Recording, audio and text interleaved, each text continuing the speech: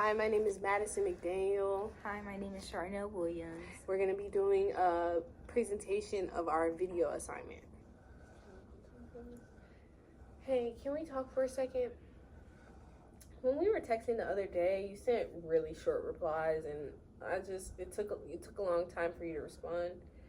And I wasn't sure if you were upset with me or if you were just busy. Can you help me understand what that was about? Oh no, I wasn't upset at all. I was actually stuck in a meeting and trying to sneak in a reply here and there.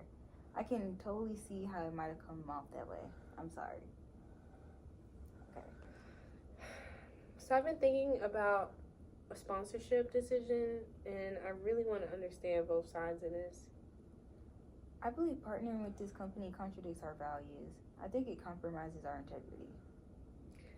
But from a different point of view, maybe securing that sponsorship keeps our department afloat and benefits our staff and clients. There are pros and cons. It's financially beneficial, but possibly ethically problematic. Both points matter.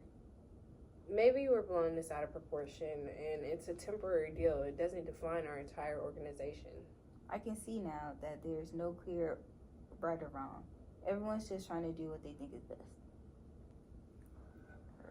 I've actually been struggling with something. I completely failed my science exam. I don't even know if I should stay in this major. Wow, I'm so sorry to hear that. Can you tell me more about what happened? I actually studied so much, but when I saw the test, my mind just shut down. Was it just the pressure of the test, or was it something that caught you off guard about the material? Yeah, the electrolytes portion really messed me up. So even though you prepared, the anxiety of the test and that section just threw you off? Yeah, exactly. Wow, it's clear that you worked hard, but one bad test doesn't erase all the effort that you've put into this. It sounds like sounds like this is shaking your confidence more than it should. Maybe this is just a rough spot, and it's not a sign that you're in the wrong major.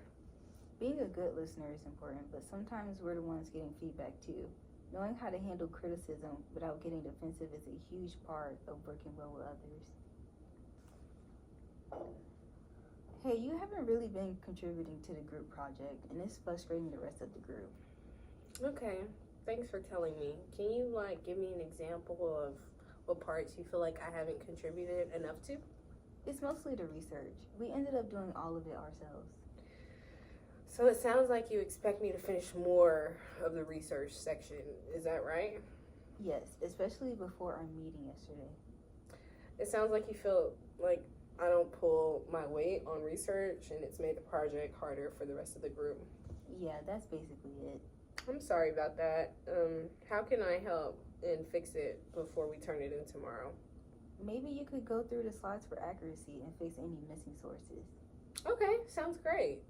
Also, can you tell me if there were if my missing efforts affected anything else? Like, how confident do you feel about the final presentation? Not really. It just made us feel a little frustrated.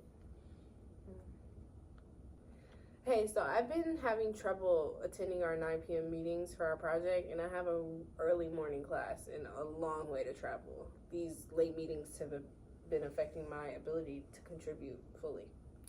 Can we set aside 10 minutes before class on Friday and talk about scheduling? And also, I've noticed that I'm showing up really tired to our late night meetings. It seems like these late meetings are making it harder for me to focus and participate.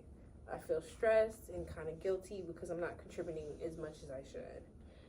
I'm worried that this will affect our project grades and quality, and I want to find a meeting time when we can all be more focused and productive. Do you think that you could paraphrase what I'm saying? I just want to make sure I'm explaining it clearly. You're saying that the late meetings are wearing you out and making it harder for you to contribute, and you want to find a better time. Yes, exactly. I'd like to hear your side too. How are you feeling about our current meeting time? We've been sticking with 9 p.m. because that's when I'm free after classes and work. I assumed it was a workable time for both of us. Honestly, I feel a little frustrated because I thought we were both okay with it. Changing the time could make it harder for me because I work during the day. I want a schedule that works, but I don't want you to miss meetings either. It sounds like you chose 9 p.m. because it's after work and classes. Is that right? Yeah, that's what I'm concerned about. Both of us want to make sure that we can meet for the project without being exhausted or missing work. Maybe we can meet earlier on weekends. Yeah, and meet late afternoons and after classes, but before dinner. Yeah, and using shared docs and limiting in-person meetings should work too. Yeah, earlier meetings on the weekends might be hard for you to work weekends. Late afternoon meetings could mean both of us are out of class by then. Sharing docs can help balance flexibility and connection. Yeah, I think that meeting around 5 p.m. after classes would be our best shot. We could also use a shared doc when we aren't able to meet that day. Yeah, let's try meeting at 5 for next 2 weeks and see how it goes. We can always adjust if it doesn't work out. Yep.